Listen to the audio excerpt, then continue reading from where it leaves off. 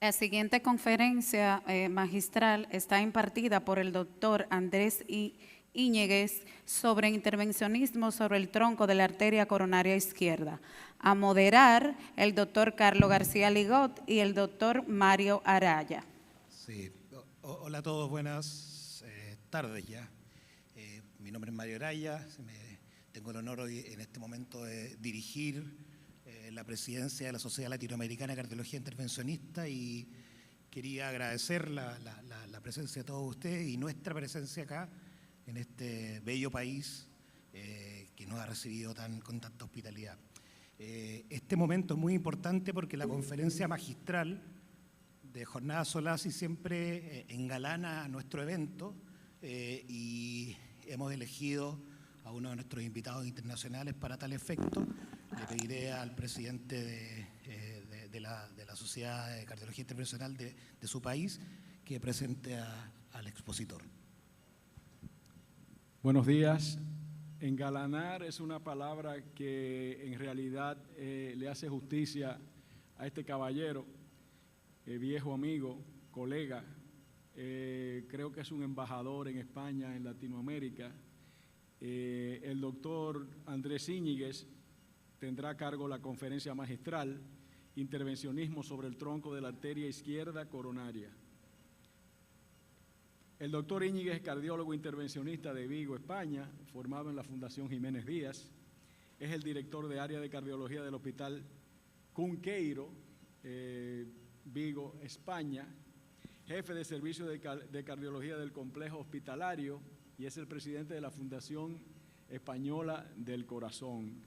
Y pudiéramos estar aquí la tarde entera diciendo cosas sobre Andrés Íñiguez, amigo personal mío y de muchos de los que estamos aquí. Bienvenido, Andrés, y muchas gracias como siempre.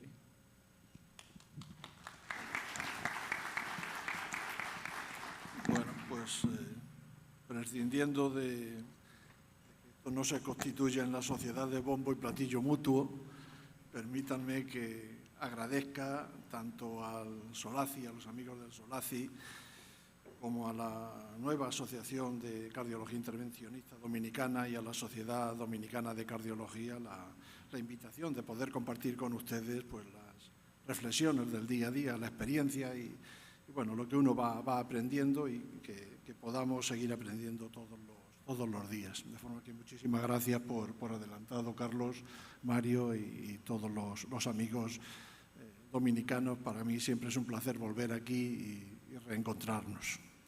Intentaré que la conferencia esta sea lo más leve posible, no se preocupen, va a durar menos de 2 horas y enseguida acabaremos para tomar un café. Voy a hablar de 3 puntos solamente.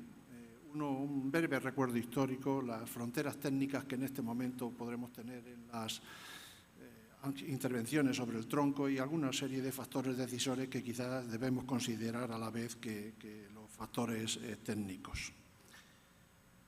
Quizá muchos no conozcan esta diapositiva, pero esta diapositiva, la historia de la angioplastia sobre el tronco no es nueva. Esta es la primera angioplastia sobre el tronco que se hizo y que la hizo el doctor Grunsig cuando empezamos con la angioplastia allá por primeros años 80 algunos.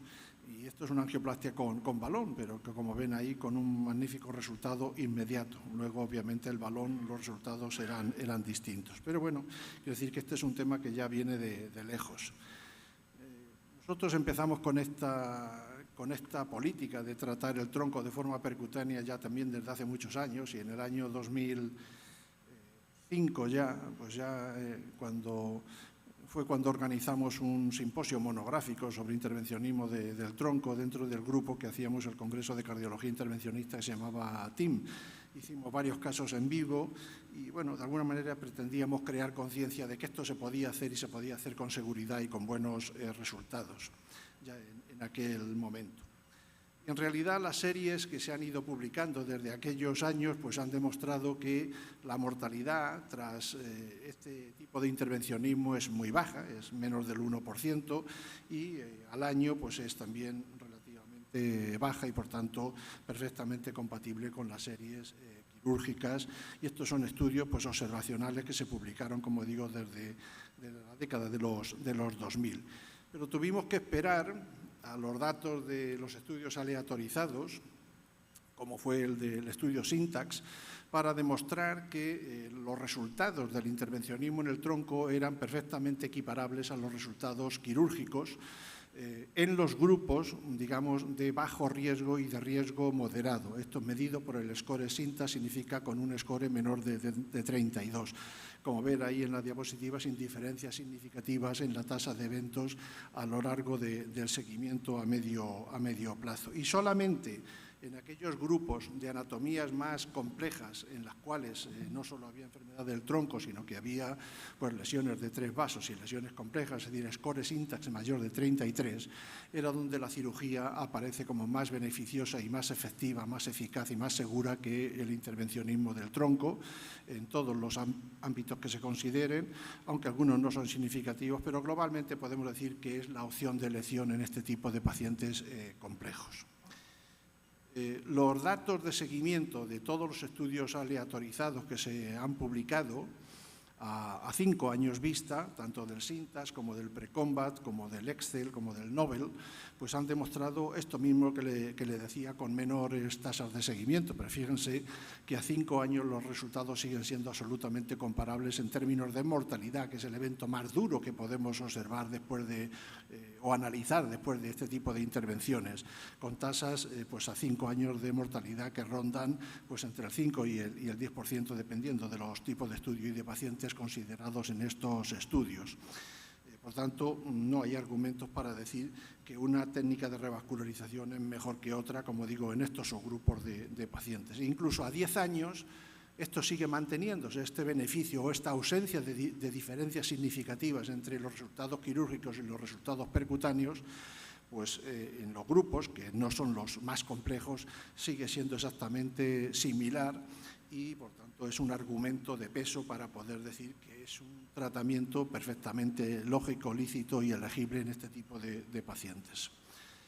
El mezclar todos estos datos en los metaanálisis, pues en el fondo ha demostrado lo mismo que se veía en los datos de los estudios aleatorizados con análisis independiente. Es decir, no hay diferencias, como ven ustedes ahí, en los términos de mortalidad global, no hay diferencias en las tasas de mortalidad cardiovascular o muerte cardíaca, no hay diferencias significativas en las tasas de infarto de miocardio, aunque numéricamente pueden ser levemente superiores en el grupo de angioplastia, pero infarto en relación, o periprocedimiento que se llama, y no hay diferencias en las tasas de accidentes cerebrovasculares en el metaanálisis, como digo, de todos estos estudios conjuntos. Y solamente les enfatizo que son los grupos estos más complejos, con Syntax más de 33 o igual a 33 o mayores, en donde realmente se muestra el beneficio de la cirugía sobre la angioplastia coronaria y obviamente estos pacientes deben ir lógicamente a cirugía, no a angioplastia coronaria, porque la tasa de eventos es mejor y el resultado a medio o largo plazo pues es más favorable para ellos. ¿Qué pasa en la vida real? Claro, los estudios aleatorizados no dejan de representar más que el 15% de la población que estamos tratando en el día a día. Por lo tanto, sus conclusiones son extrapolables o generalizables, pero solo a ese 15% de pacientes en las características de los pacientes incluidos en esos estudios aleatorizados. La vida real está más próxima a los registros observacionales que reflejan más o menos el 50% de los pacientes que estamos tratando, pero no reflejan tampoco el 100%. Ni siquiera los estudios All-Comers reflejan el 100%, reflejan el 75-80%, pero bueno, es una aproximación, digamos, más real a lo que tenemos. Pero claro, los registros, depende de dónde se hacen, depende de qué país, depende de qué contexto y en qué medios se hacen. Por ejemplo, el registro sueco, que es un registro pues con mucha, digamos, calidad, con mucho renombre, pero claro, refleja la realidad de Suecia, no refleja la realidad de República Dominicana o de España o de Chile o de cualquier otro país. Y de hecho, pues ven ahí, o sea, en el intervencionismo o en el registro de enfermedad del tronco, pues es que el 84% van a cirugía y el 16% van a angioplastia. Pero ¿quiénes van a angioplastia? Pues fíjense, lo ven ahí, van los pacientes más mayores, los pacientes con patología renal, los pacientes con más factores de riesgo, los pacientes con más carga de enfermedad o eventos previos como infarto, cirugía o intervencionismo coronario, y a cirugía van pues, los de 3 vasos y los de anatomía más complejas. Bueno, esa es la política que tienen allí en Suecia, pero ¿eso es extrapolable a cualquier país? Pues probablemente no. De forma que yo creo que en esto impera el sentido común y decir, bueno, vamos a ver qué realidad tenemos sobre estos conceptos de enviar a cirugía a los enfermos más complejos, con anatomías más extensas o con patologías más extensas, que son los que teóricamente se van a beneficiar mucho más. Y esto es lo que han ido recordando o modificando las guías clínicas a lo largo del tiempo para adaptarlas a esta realidad y a la aparición de nuevas evidencias científicas en relación a este tema. De forma que en este momento, pues, la enfermedad del tronco, pues la angioplastia coronaria, como ven ahí, tiene una indicación 1A para cintas de menos de 22, 2A para 22 a 32 y solo para los cintas de más de 33 es cuando hay que derivar a cirugía y no hay que derivar a angioplastia coronaria. Concluyendo este bloque, pues podríamos decir que el intervencionismo del tronco pues es actualmente seguro, es efectivo, que los resultados muestran mejores resultados y menor tasa de eventos adversos, pues a medida que se ha adquirido más experiencia y se utilizan nuevas generaciones de stent, y solo en los casos más complejos la cirugía aporta más beneficio que el intervencionismo, y en los menos complejos el resultado es similar entre cirugía y angioplastia coronaria. ¿Qué fronteras técnicas? En el fondo, tratar una lesión de forma percutánea o quirúrgica, pues evoluciona de acuerdo a la cantidad, al tipo de material, a la experiencia y a los dispositivos. Hoy día, pues es evidente que una lesión en el tronco, independientemente de su localización anatómica, de su complejidad, puede ser tratada de forma percutánea. Ahí ven lesión en el ostium, lesión en el cuerpo del tronco, lesión en el tronco, en el segmento distal del tronco, antes y después, o lesiones en bifurcación, sean complejas, medina tipo 1-1 o sin afectación del tronco distal, como es la 0-1-1. Cualquier tipo de lesión hoy día, como ven, puede ser técnicamente tratada y sí hay que considerar y aprovechar las tecnologías disponibles para evaluar pues, cómo es la lesión, dónde está la acumulación de placa, cuál es la distribución de placa y cuál es la mejor técnica para abordarlas. Y en este sentido, pues qué duda cabe que el uso de tecnologías de imagen como el eco intracoronario pues nos ha aportado una ventana de indudable valor en la toma de decisiones y que ha significado que cuando se tomaban las decisiones guiadas solamente por la imagen angiográfica, pues los resultados son peores. Si utilizamos la imagen ecográfica para la valoración para la valoración del resultado de la intervención, pues fíjense, se reduce la tasa de eventos adversos de MACE global en un 21%, o la tasa de mortalidad en un 36%, o la tasa de infarto en un 43%, o las necesidades de revascularización en un 19%, o la trombosis del stent en un 41%. Por lo tanto, en este contexto de angioplastia del tronco, en mi opinión y en la evidencia científica, es mandatorio utilizar las técnicas de imagen intravascular si queremos realmente optimizar el resultado y tener los mejores pronósticos en estos pacientes. Y hoy día pues hay una panoplia de stent disponibles que puedes utilizar y que puedes expandir y que pueden abarcar todos los diámetros y longitudes que necesite para hacer el intervencionismo del tronco, o de celdas abiertas que nos permiten tratar las bifurcaciones con absoluta seguridad y con efectividad. En realidad, las fronteras técnicas en el tronco solo dependen, aparte de, como digo, de la disponibilidad adecuada de materiales y de la experiencia, de conseguir un buen resultado. Y el buen resultado, la mejor forma de valorarlo no es solamente por angiografía, sino por imagen intravascular. De forma que cuando el área conseguida en la dilatación del tronco es superior al menos a 9 milímetros, pues el resultado se presupone y hay argumentos para decir que va a ser muy bueno y que la tasa de eventos adversos pues va a ser muy, muy reducida respecto a cuando se consigue un resultado pues, peor o por debajo de esa cifra de corte. De forma que las fronteras marcadas por la limitación técnica del intervencionismo yo creo que son hoy en día muy, muy escasas. Y de hecho, pues actualmente existe tecnología para tratar casi todas las lesiones y anatomías coronarias con intervencionismo coronario. ¿Qué factores decisores podemos considerar, además de todas estas variables, en el intervencionismo del tronco coronario? Pues algunos más. Por ejemplo, yo creo que aquí la mayor parte de los presentes probablemente tienen más bagaje clínico que de cardiología intervencionista, y yo creo que esto es lo que hay que tener, más sentido común. De hecho, cuando uno aborda a un paciente con este tipo de patología, pues hay que tener en cuenta factores relacionados con el propio paciente. Por ejemplo, la edad, si es diabético, si tiene insuficiencia renal crónica, cuál es su función ventricular, si existen otras comorbilidades como enfermedad vascular o cerebrovascular, factores relacionados con la lesión, pues dónde está, si está calcificada, si está angulada, qué diámetro tiene, si hay lesiones en otras arterias, es decir, o factores dependientes del propio operador, como es la experiencia, como es la disponibilidad de adecuado material. Todo esto condiciona de alguna manera las posibilidades y al final el resultado de lo que se va a hacer. Y de hecho, cuando uno ve qué tipo de variables inciden en el pronóstico, no es solamente el resultado de la dilatación. Hay variables clínicas que inciden tanto o más que el buen resultado de la dilatación. Por ejemplo, pacientes con problemas renales, pues fíjense que es un predictor de tener un mal pronóstico, independientemente de tener un buen resultado. O pacientes con diabetes, o pacientes complejos, o pacientes que tienen la oclusión coronaria, la oclusión de la arteria coronaria derecha, o una disfunción ventricular. Es decir, no solo es tener un buen resultado anatómico, angiográfico o de imagen en la dilatación de la lesión del tronco. Es decir, hay que tener en cuenta las otras características, no solo del paciente, sino de la estenosis, del material disponible, del resultado, de la experiencia del operador, de la tecnología disponible, e individualizar todo este tipo de decisiones y en base a eso tomar, digamos, la actitud más adecuada.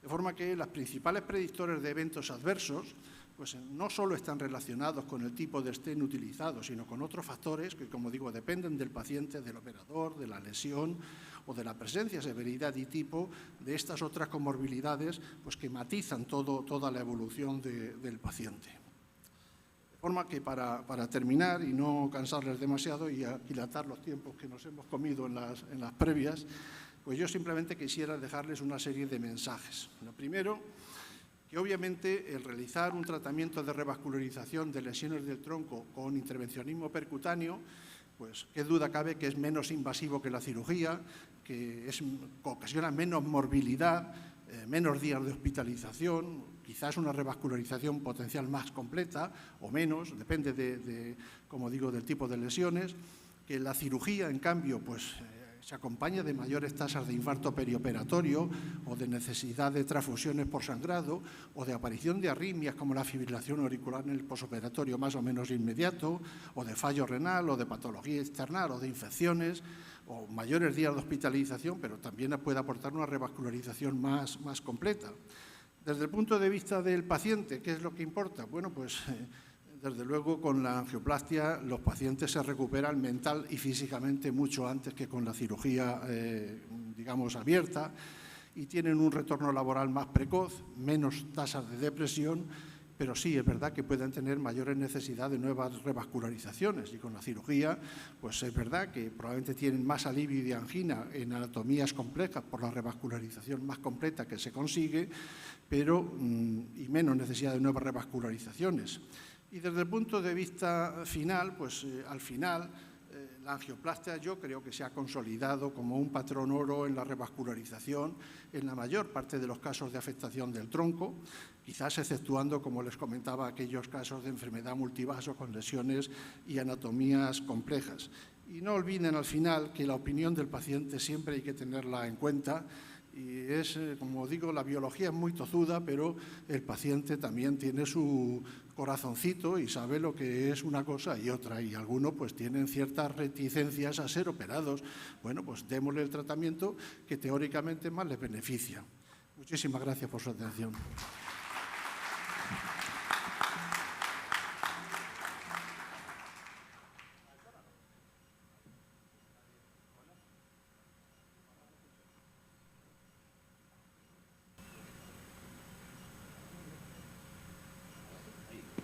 Hola, hola. Ahí sí.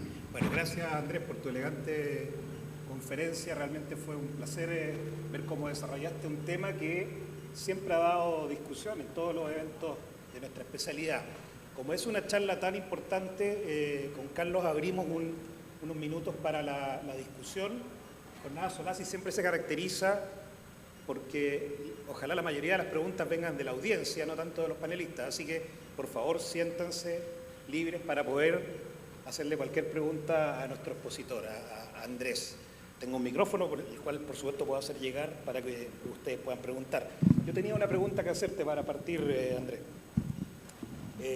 Recientemente, creo que en el europeo, se mostró el Task Force de recomendaciones del manejo del tronco, y lo que ellos sugieren es bajar el nivel de evidencia, que tú pusiste que las guías sugerían que era 1, indicación clase 1 para pacientes que podían tener un syntax bajo.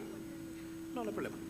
Y hoy en día eso se bajó a 2A.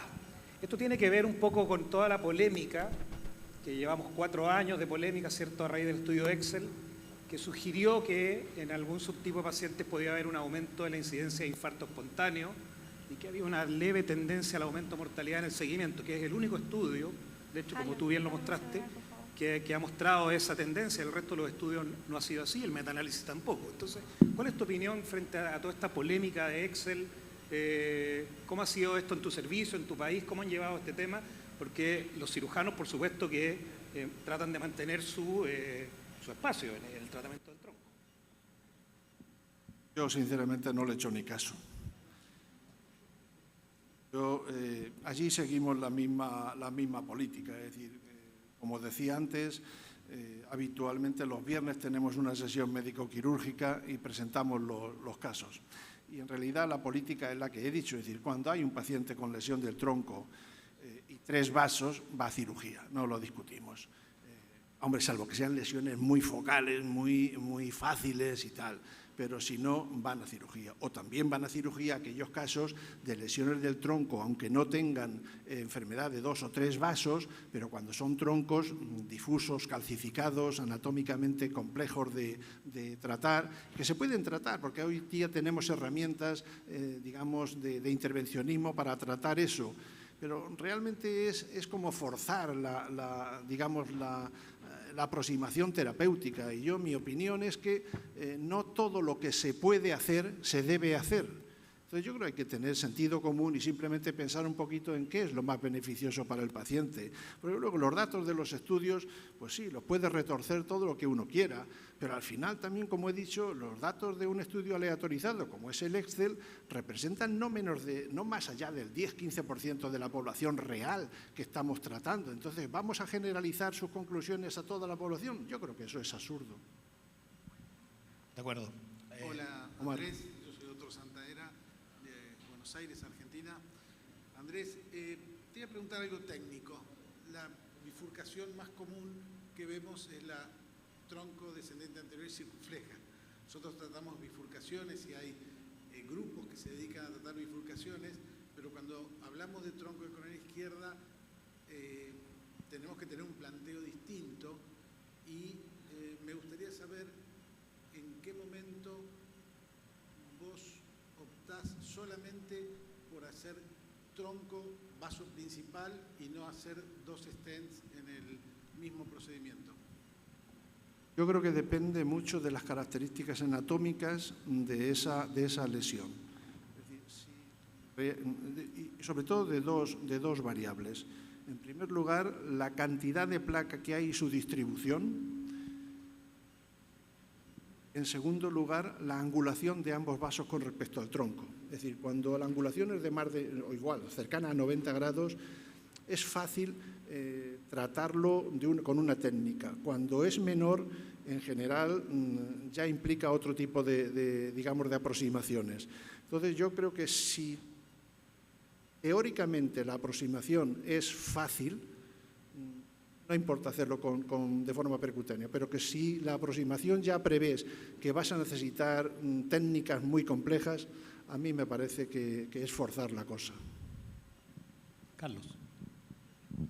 Bueno, Andrés, en el contexto de la intervención del tronco, anteriormente era igual que el IBUS, como mandatorio tener la probabilidad de tener una asistencia hemodinámica tipo balón de contrapulsación, impela, etcétera. En nuestros países, aquí un impela es algo que ni siquiera lo tenemos.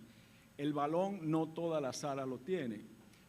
Tú, en ese contexto, ¿harías individualización por tipo de paciente o por lugar anatómico y la complejidad de la lesión? ¿O qué consejo le das a estos chicos que empiezan a hacer hemodinamia y que se enfrentan a lo mismo que nos hemos enfrentado en este momento? Evidentemente, la complejidad de la lesión hay que tenerla en cuenta, pero en mi experiencia, y nosotros tenemos impela y balón de contrapulsación, pero lo utilizamos relativamente poco en el intervencionismo del tronco. La mayor parte se puede hacer sin este tipo de tecnología. Pero hay un tipo de pacientes, fundamentalmente aquellos que tienen una función ventricular disminuida o limítrofe, en las cuales no sabe uno muy bien cuál es la reserva contráctil que tienen. Y hay pacientes que le inflas el balón y en 15 segundos se te ha caído el paciente. Hay otros pacientes que aguantan perfectamente la isquemia, pero hay algunos, y no sé cómo identificar estos pacientes, que realmente se te vienen abajo cuando empieza, con relativamente cortos tiempos de isquemia. Entonces yo creo que en estos pacientes con función ventricular reducida, con una reserva contráctil reducida, y ojalá esto lo pudiéramos predecir y determinar antes, no sé si hay alguna vía más fácil de determinar esto, a veces solo te lo encuentras cuando le inflas el balón. Quizás en estos es donde más se debe de ser cauto y utilizar estas técnicas, digamos, de soporte o de asistencia ventricular que te facilitan la estabilidad hemodinámica del paciente. Pero si no es en estos casos concretos, nosotros en la mayor parte de ellos no lo utilizamos. Sí. Andrés, tú sabes que siempre que se habla de lesión de tronco... Un poco ronco, ¿no? Sí, no te oigo bien. Siempre que estamos hablando de lesión de tronco y tú te pones a revisar la literatura, siempre te recomiendan a ti, mira, tú tienes que tratar de hacer el tronco siempre guiado por IBUS. Es la recomendación. Ahí viene a ser que la mayoría de los laboratorios en Latinoamérica no tenemos todo un IBUS disponible. En ese sentido, ¿qué tronco tú dirías? Mira, yo ese tronco no te recomiendo que lo hagas sin IBUS y mejor mando la cirugía. ¿O qué tronco tú podrías hacer con cierta seguridad sin tener prescindiendo del IBUS? Yo creo que no se puede decir este tronco sí o este tronco no. Es decir, lo que la literatura nos ha demostrado es que la evaluación pre y la evaluación de resultados con imagen aporta mucha más seguridad respecto a la optimización de resultados. ¿Que hemos hecho multitud de troncos sin imagen? Naturalmente que hemos hecho multitud de troncos sin ayuda del eco intracoronario y se puede hacer y salen bien y el resultado es relativamente bueno. Pero si queremos conseguir el mejor resultado, es mejor hacerla con ayuda de la imagen. Sin imagen también se puede hacer, pero sabemos que, digamos, la evolución a medio y largo plazo va a ser peor que si la optimizamos con imagen. Doctor, para mí el tratamiento del tronco principal es la intervención más compleja que tenemos, porque esa sí es la intervención del todo o del nada. Porque muchas veces tenemos pacientes que entran a nuestra sala y tenemos planeado, vamos a ver un paciente que viene con isquemia, que viene con lesión o que tiene cambios importantes en el electrocardiograma, hablando del caso agudo, y nos encontramos con un tronco que tenemos que hacerlo sí o sí, porque no va a dar tiempo a discutir. Entonces, ese paciente, yo diría que es el paciente que tengas o no tenga IBUS, se va a morir y lo tienes que hacer. Por el otro lado, los otros pacientes que lo hacemos en el escenario donde ya hubo una discusión con el Harting y decidimos que no va a ser quirúrgico, sino que va a ser percutáneo, de todas maneras, ese es obligatorio o mandatorio. Aquí en nuestros países a veces lo tenemos que hacer sin IBUS, porque a veces ni los catéteres llegan o la máquina ya no está. Entonces, yo creo que esos dos escenarios podrían ser los que, por necesidad o por una medicina a veces que se convierte un poquito en medicina de guerra, tenemos que hacer algunas intervenciones no apropiadas. Lo acabo de decir, durante muchos años hemos hecho intervencionismo del tronco sin IBUS. Ahí bien, quizás yo matizaría una cosa, es decir, el intervencionismo del tronco no es lo más complejo, es decir, es una intervención que teóricamente es la más fácil, es un vaso grande, proximal, a veces las bifurcaciones no son tan fáciles, pero es decir, es el escenario hasta ideal en muchos casos, pero sí es una intervención muy delicada, porque ahí sí que te juegan la vida del paciente. Entonces, no confundamos complejidad técnica con riesgo vital. Es decir, es una complejidad técnica, yo creo que variable, en general fácil, pero es una intervención delicada porque el riesgo vital, si algo falla, es grande. ¿Se puede hacer? ¿Que se debe hacer en contextos además de inestabilidad clínica? Naturalmente. ¿Que lo hemos hecho? Muchas veces. ¿Que se hace mejor con IBUS y que tienen más argumentos, más criterio y más elementos de juicio y de pronóstico? Sin duda. Excelente. Me gustaría cerrar la sesión con un... Carlos, ya, la última pregunta, doctor Soledad, para Ecuador.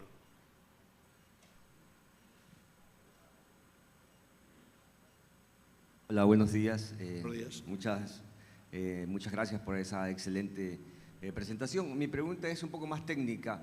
Ya sabemos que en Latinoamérica el escenario en la vida real nos deja muchas limitantes. La pregunta es, en un tronco Medina 110, ¿siempre atravesaría los strats, dilataría y haría kissing balloon o podría plantearse tal vez un escenario de un solo stent a vaso principal? Cuando hablas de 110 estás hablando de tronco DEA y sin afectación de circunfleja, ¿no? Sí, y sin componente de placa hacia el ostium de circunfleja. No, en dos consideraciones. La primera, yo creo que es mandatorio tener, obviamente, una guía en la DEA y otra guía en la circunfleja. Segundo, hay que intentar hacerlo solamente con un stent de DEA a tronco. Y tercero, las recomendaciones actuales ¿cómo se llama? Es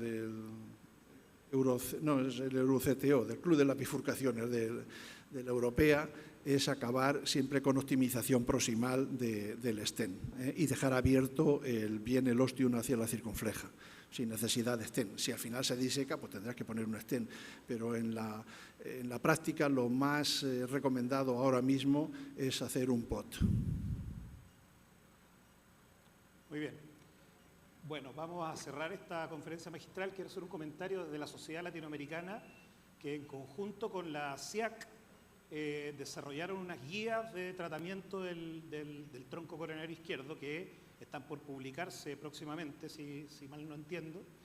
Y en esas guías se recoge un poco algo que dijiste, Andrés, de que la elección del paciente es muy importante. Cuando ellos analizaron, según un sistema que se elaboraron según un sistema GRADE, en que el nivel de recomendaciones no es solo técnico, sino también hay pacientes que participan en la confección de la guía.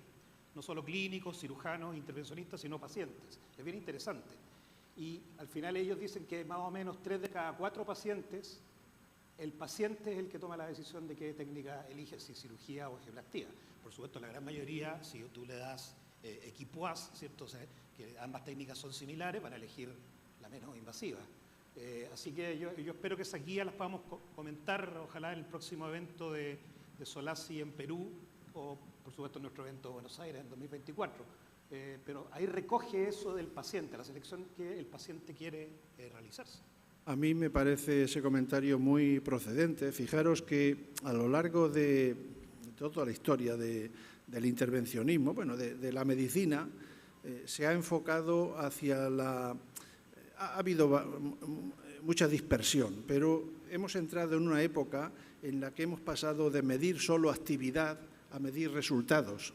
Pero los resultados los estamos intentando medir en términos pues, de tasa de eventos, pero cada vez se está más imponiendo lo que se llaman los PROM, los eventos o percepciones del propio paciente. y eso no solo va a crecer, sino que va a ser mandatorio en la toma de decisiones. O sea que muy acertado eso. Excelente. Bueno, cerramos la sesión. Tenemos 15 minutos más o menos para descansar y después se retoma la sesión a la 1 de la tarde en este salón. ¿Perdón? No sé. Ya. Así que eso, bueno, muchas gracias. Gracias, Carlos.